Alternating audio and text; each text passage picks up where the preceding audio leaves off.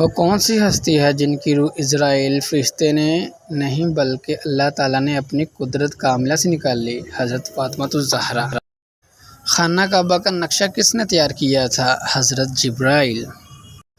وہ کون سی چیز ہے جو بغیر روح کے سانس لیتی ہے؟ قرآن مجید میں ہے اور قسم ہے صبح کی جب دم بھرے۔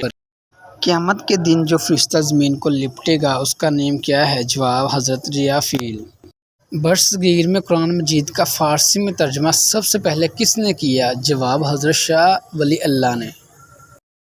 مردوں کو زندہ کرنے کا معجزہ کس پیغمبر کے پاس تھا؟ جواب حضرت عیسیٰ علیہ السلام۔